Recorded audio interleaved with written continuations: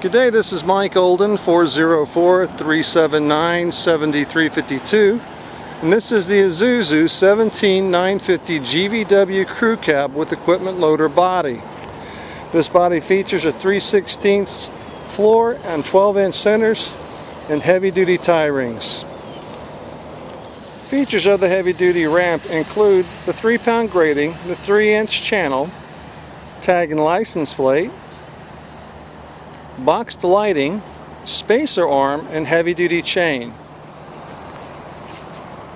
One of the nice features of the open grating on the ramp and the gate is the ability to have buildup fall off the tires before they get on the back of the bed for tie down.